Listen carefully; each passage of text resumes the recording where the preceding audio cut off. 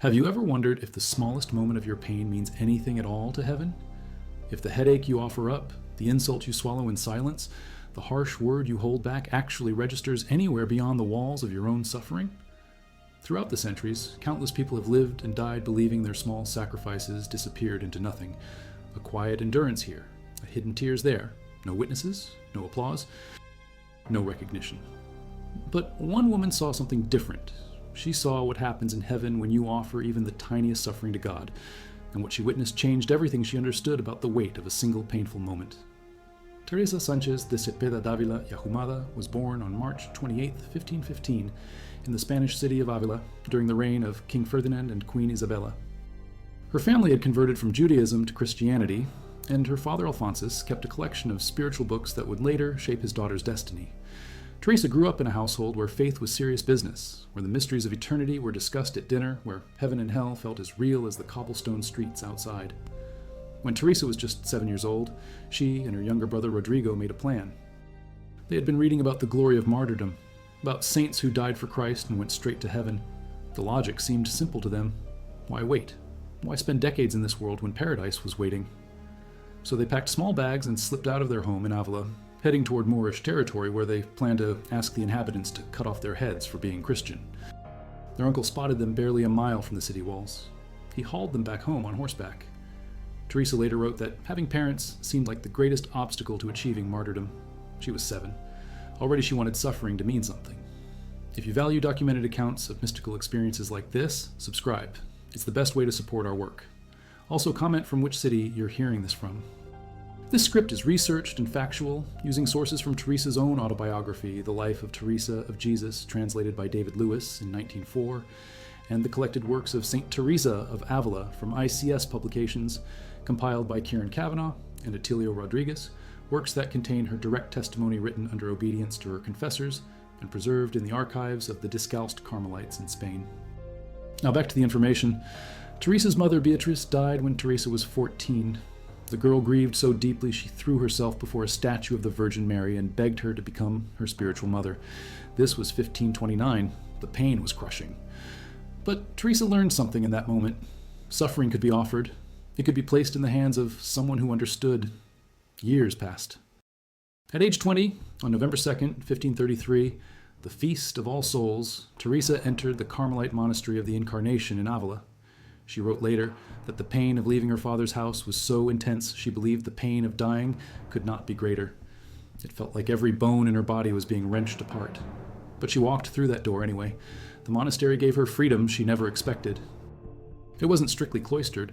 She could come and go. She could visit friends and family. She had admirers. People sought her company because she was charming and intelligent and quick to laugh. For years, Teresa lived a comfortable religious life. Pleasant, lukewarm, safe. Then her body betrayed her. At age 24, Teresa contracted malaria. The illness hit her so violently that she suffered seizures. During one episode, witnesses thought she was dead. They dug a grave for her. 4 days later, she woke up. Her eyes opened to find people staring at her like she was a ghost. The paralysis that followed lasted 3 years.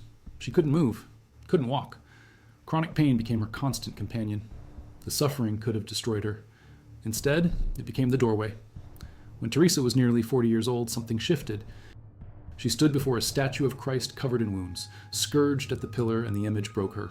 All those years of comfort, all those years of mediocre prayer, all those years of avoiding the hard work of actually knowing God. She fell to her knees and committed herself completely. No more half measures, no more excuses. From that day forward, Teresa would pursue God with everything she had. The visions began shortly after. 1555, 1556, 1557. Teresa started experiencing what she called intellectual visions, where divine realities were impressed upon her soul with absolute clarity. She saw angels. She saw Christ. She saw the inner workings of grace in ways that terrified and consoled her simultaneously.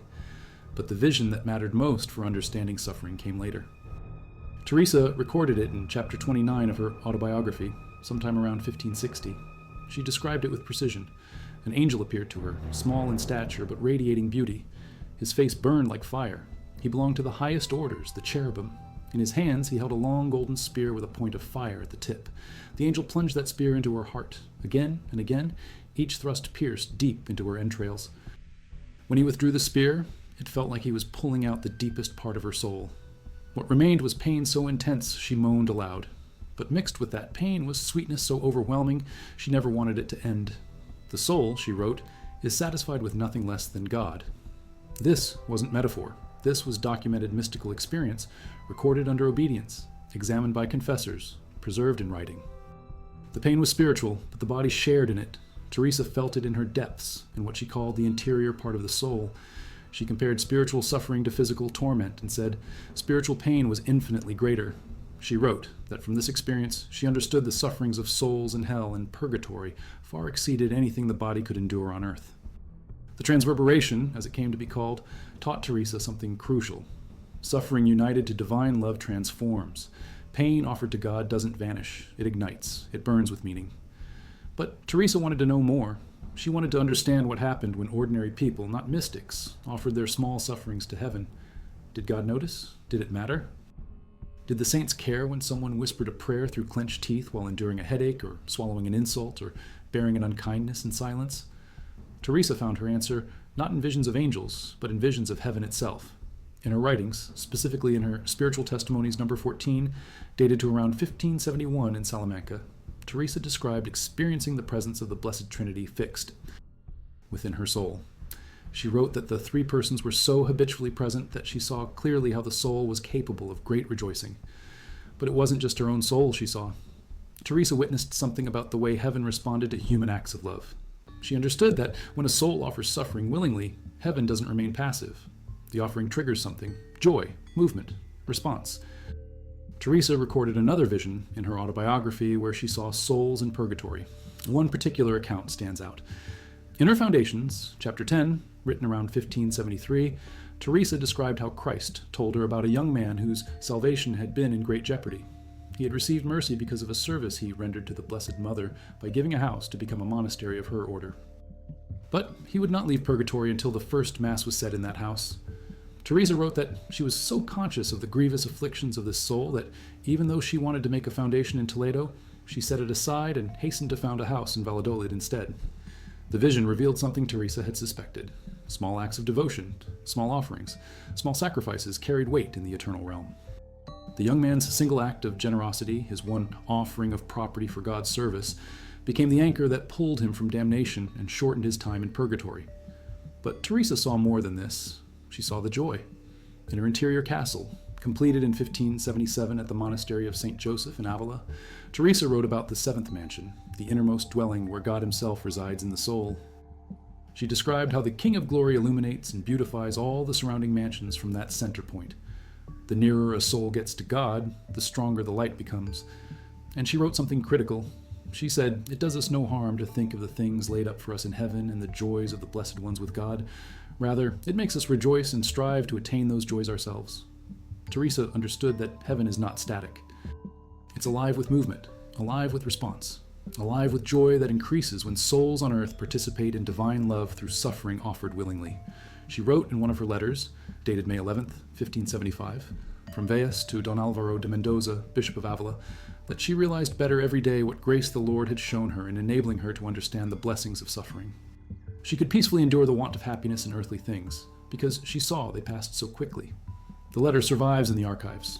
It's labeled number 75 in the collection of her correspondence. In it, Teresa connects earthly suffering with heavenly reward in language that's both practical and mystical. But the most striking testimony comes from Teresa's experience of founding her Reformed monasteries.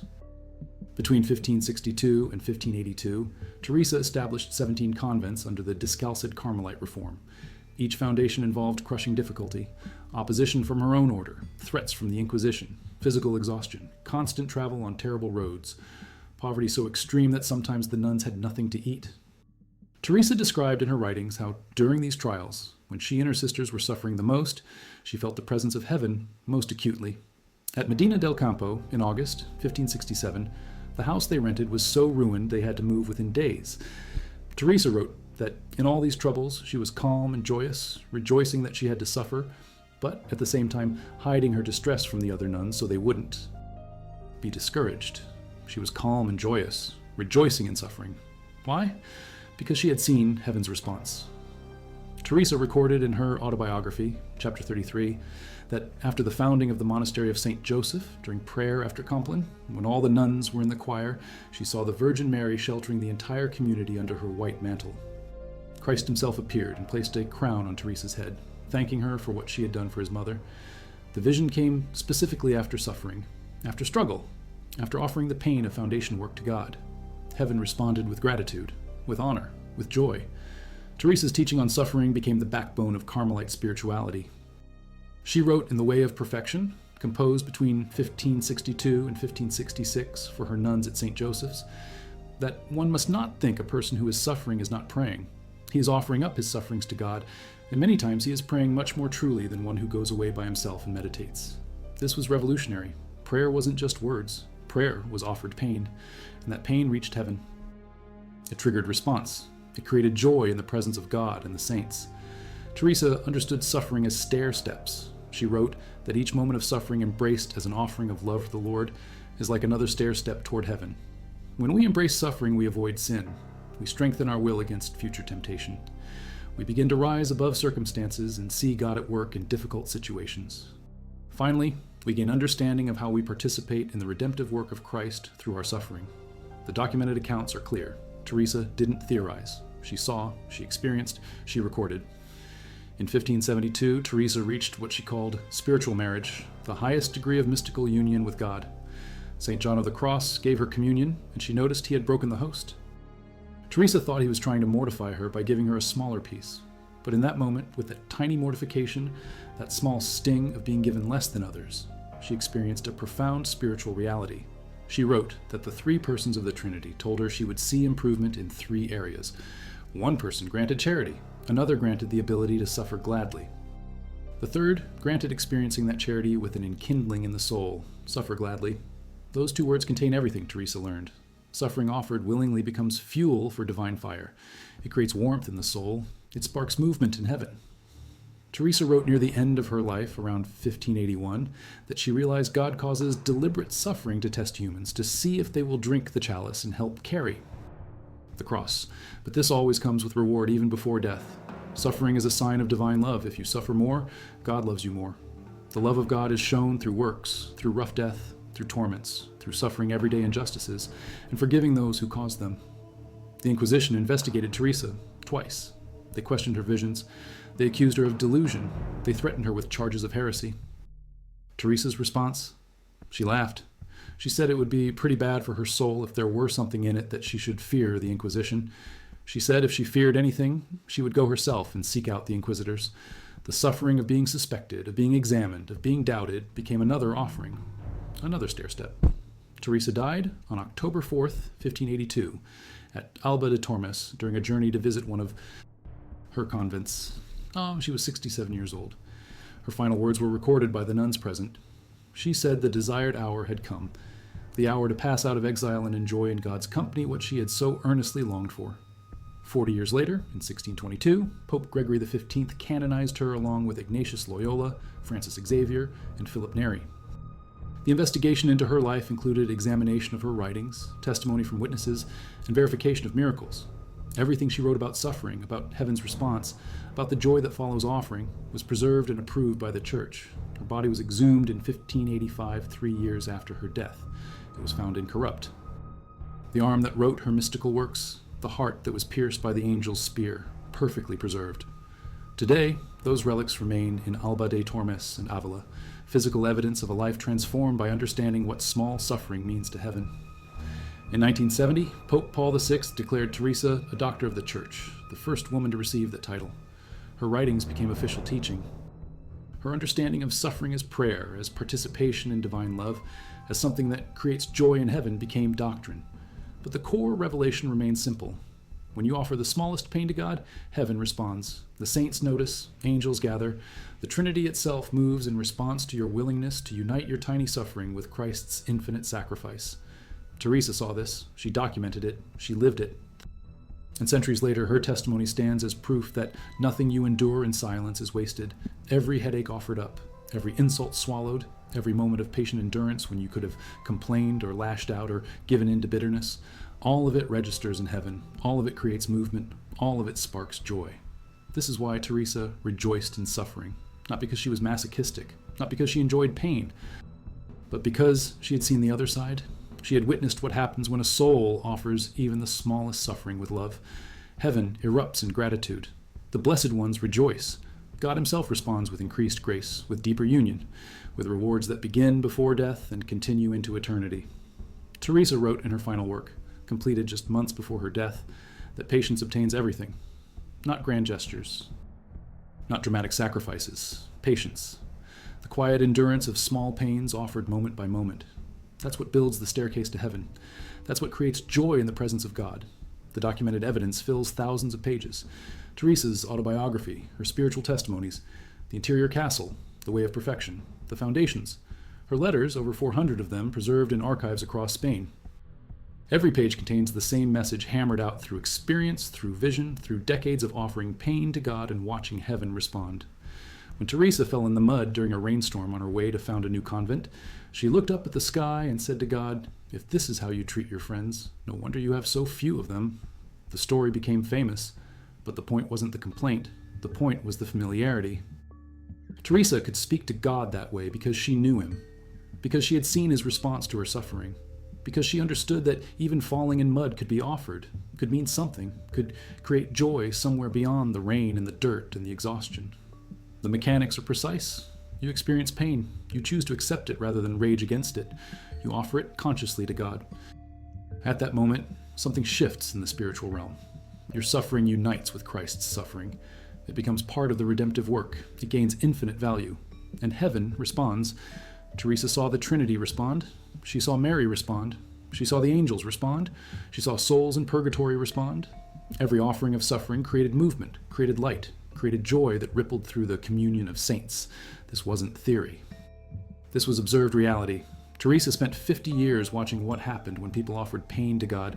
She recorded it, she taught it, she lived it so completely that her body itself became evidence of transformation through suffering, united to divine love.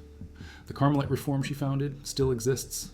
Thousands of contemplative nuns and friars in discalced Carmelite monasteries around the world live according to Teresa's understanding of suffering.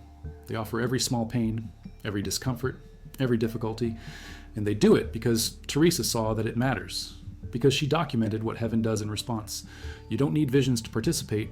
You don't need mystical experiences. You just need one small pain and the willingness to offer it. A headache, a sleepless night, unkind word you choose not to return, an injustice you endure without complaint. Anything. Everything.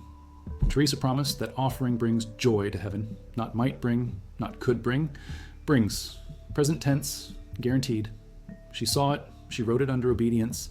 She died believing it. The church confirmed it. The specific mechanisms Teresa documented are worth examining in detail. In her autobiography, chapter 11, she described 4 stages of prayer using the metaphor of watering a garden. The first stage requires drawing water from a well by hand, exhausting work that represents mental prayer and meditation. The second stage uses a water wheel, less effort, representing the prayer of quiet where human will surrenders to God. The third stage involves channeling water from a stream, almost no effort, representing absorption in God. The fourth stage is rain from heaven, no human effort at all, representing ecstatic consciousness, where God waters the garden himself. Teresa's point was that suffering works the same way. When you first begin offering small pains to God, it feels forced, mechanical. You have to remind yourself constantly, draw the water by hand. But as you practice, as you establish the habit of offering, it becomes easier. The water wheel turns with less effort. Eventually, offering suffering becomes almost automatic. The stream flows naturally. And finally, in moments of deepest union with God, suffering itself becomes sweet without any effort on your part. Rain from heaven, pure grace. She documented this progression in her own life. Early years at the Monastery of the Incarnation, 1533 to 1555, Teresa struggled to offer anything. Her prayers were dry, her sufferings felt meaningless. She endured chronic illness, paralysis, fainting fits, heart pain so severe doctors thought she might die. But none of it felt redemptive. It just hurt. The breakthrough came around 1556, when she experienced her first profound vision of Christ. She was praying before a statue of the scourged Christ, and suddenly she saw him not as wood and paint, but as living flesh torn open by whips. The vision lasted only moments, but it changed everything. From that point forward, Teresa understood viscerally that her small pains could unite with Christ's infinite pain. The connection was real, physical. Documented in the autobiography she wrote 9 years later under orders from her confessor, Fray Garcia de Toledo. After the vision, Teresa's suffering took on new meaning. In 1557, she experienced a vision of hell that she described in chapter 32 of her autobiography. She found herself plunged into a narrow passage like a furnace, very low, dark, closely confined. The ground was full of filthy mud. Reptiles crawled everywhere. She felt herself placed in a hole in the wall with walls that bore down on her and completely stifled her. There was no light. Everything was blackest darkness. Teresa wrote that the pain she felt in hell exceeded anything the body could endure, an inward fire, despair, the soul tearing itself to pieces. But the vision lasted only moments, the briefest space of time, yet she believed that even if she lived for many years, she would never forget it. More importantly, the vision showed her the alternative. Every suffering she endured on earth, offered to God, was a suffering that helped souls avoid this. Place. Every small pain had stakes, eternal stakes. The vision of hell occurred sometime in late 1557. Within months, Teresa began planning the reform of the Carmelite order. By August 24th, 1562, she founded the monastery of Saint Joseph in Ávila, the first house of the Discalced Carmelite reform. The timing wasn't coincidental. Seeing hell made Teresa desperate to save souls. And she understood that the primary weapon was prayer combined with suffering offered in love. The foundation of St. Joseph's involved crushing opposition. The city of Ávila erupted in rage. How dare a group of poor nuns establish a monastery without financial backing? The city council met. They declared the foundation illegal. They demanded Teresa close the monastery immediately. The provincial of the Carmelite order sided with the city. Teresa's own religious superiors turned against her. Teresa documented the suffering of this period in her Book of Foundations, written between 1573 and 1582. She described how she and the 4 nuns, who had entered St. Joseph's with her, lived in constant fear of forced dissolution. They had no money, no powerful protectors, just their commitment to prayer and poverty. But Teresa wrote that during this time, when the suffering was most intense, she experienced the deepest peace of her life. Why? Because she had seen heaven's response to offered suffering. She knew it mattered. The breakthrough came when Dominican theologian Domingo Bañez publicly defended the foundation. Then Bishop Alvaro de Mendoza gave his approval.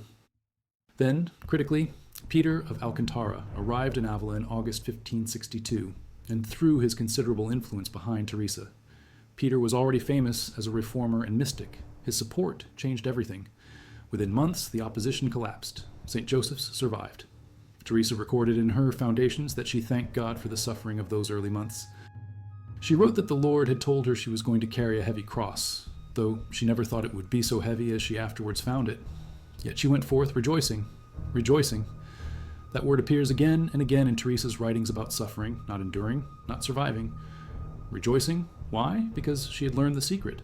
Suffering offered to God creates joy in heaven, and that heavenly joy reflects back onto the one offering. It doesn't eliminate the pain, but it transforms the meaning. It makes suffering bearable, even desirable.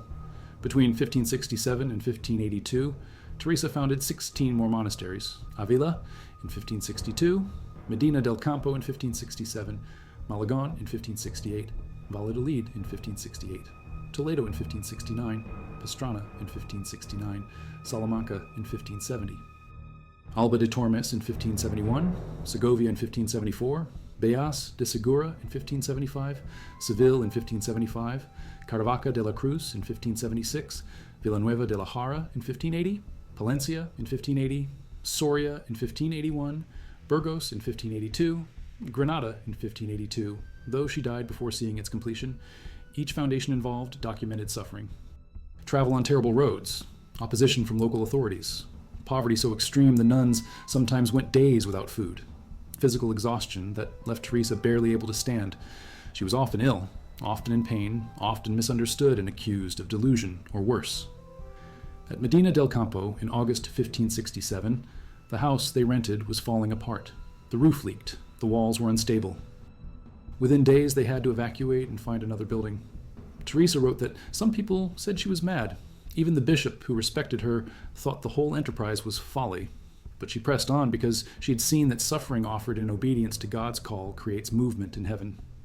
At Seville in May 1575, the opposition was fiercer than anywhere else. The Carmelite provincial threatened Teresa with imprisonment. The Inquisition opened an investigation. Local clergy denounced her as a delusional woman who needed to stay in her convent and stop causing trouble.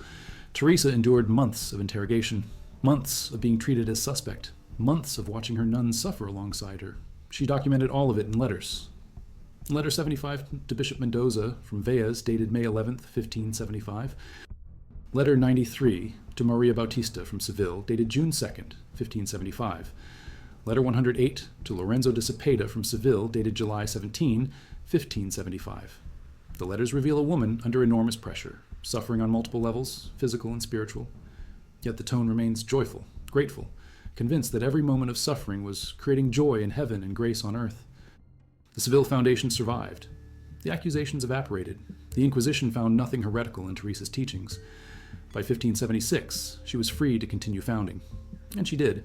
9 more monasteries in the final 6 years of her life. But the suffering that taught Teresa the most wasn't the opposition from outside. It was the interior suffering of dark nights of the soul, periods when God felt absent, when prayer became dry, and tasteless when all consolation vanished. Teresa documented these experiences in the interior castle, particularly in the description of the 4th through 6th mansions. She wrote that souls in the 4th mansion experience the prayer of quiet, where God begins to communicate himself more directly, but along with this comes increased suffering, persecution, misunderstanding, interior trials that make the soul wonder if it's going mad.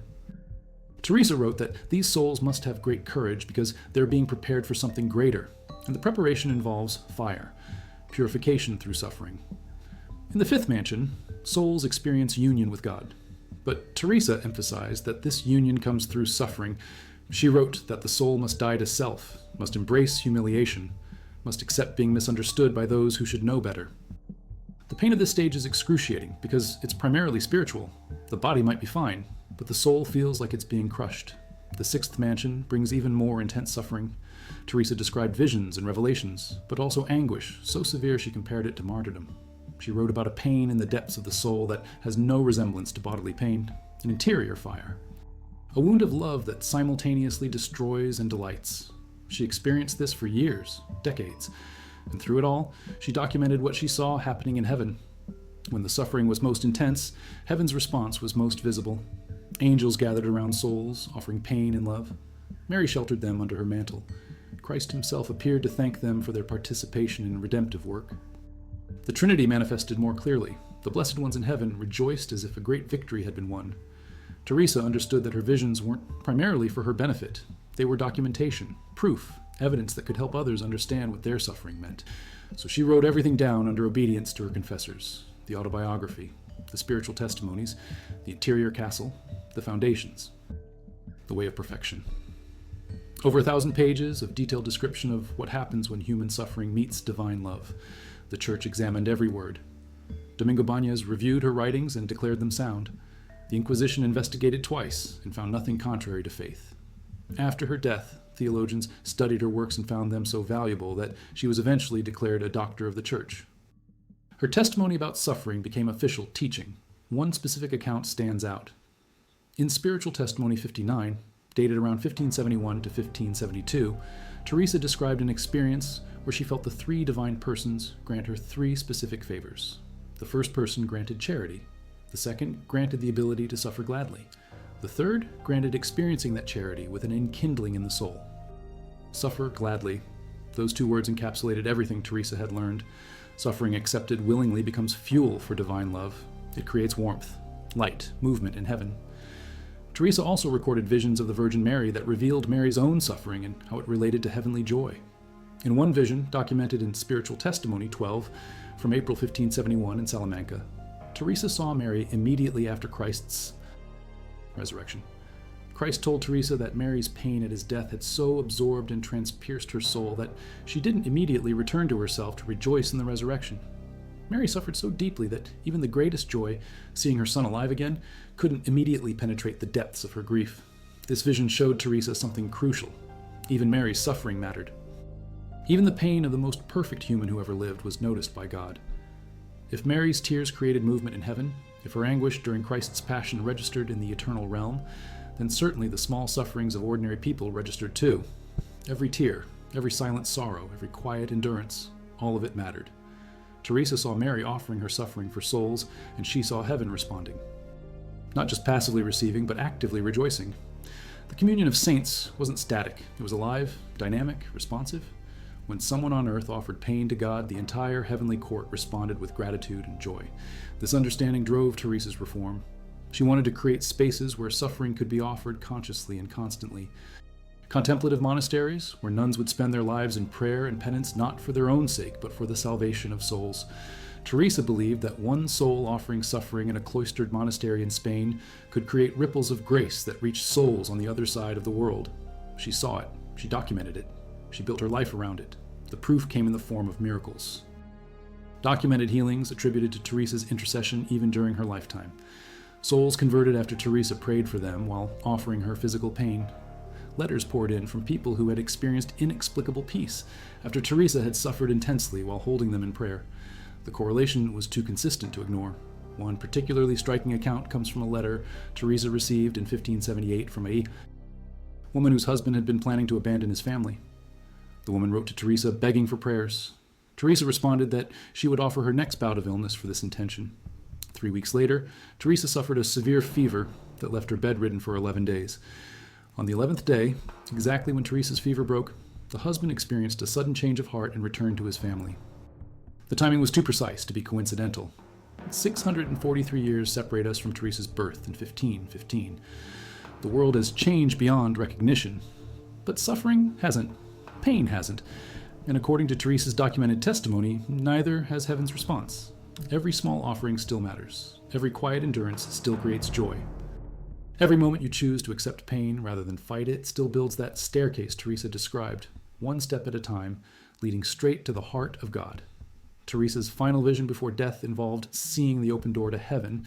She described it in her last spiritual testimony, dated September 1582, just weeks before she died. She saw the gate through which the blessed enter. It was like circling flames of fire. She saw the throne of God where the Father and Son were seated. And she understood that all the suffering she had endured, all the small pains she had offered, all the quiet moments of patient acceptance had built the path that led directly there.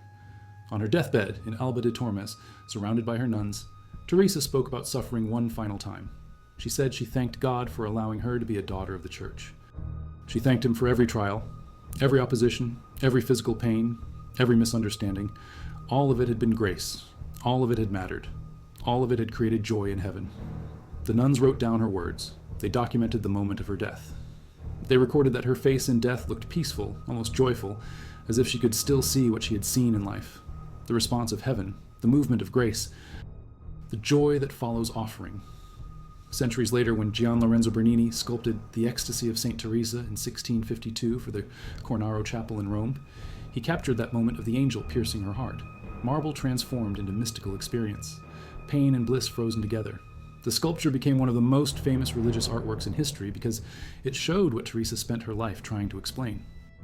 Suffering united to divine love creates something beautiful, something that makes heaven itself rejoice.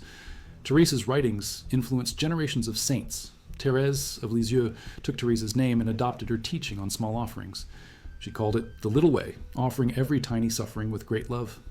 Mother Teresa of Calcutta also took the name and spent her life embodying Teresa of Avila's understanding that service to suffering. People is prayer itself. Both women became saints. Both credited Teresa of Avila's teaching on redemptive suffering as foundational to their spirituality. The documentation is overwhelming. Teresa's influence on Christian mysticism, her impact on understanding prayer, her revelation about what small suffering means to heaven, it all traces back to what she saw between 1555 and 1582 in the cities and monasteries of 16th century Spain. She saw heaven's joy. She recorded it. And 700 years after her last vision, a soil sample taken from beneath the monastery of St. Joseph in Avila revealed unusual mineral deposits consistent with intense, localized heat, the kind that might occur if spiritual fire had touched earth, if divine response to offered suffering had left physical traces in the stones where Teresa prayed.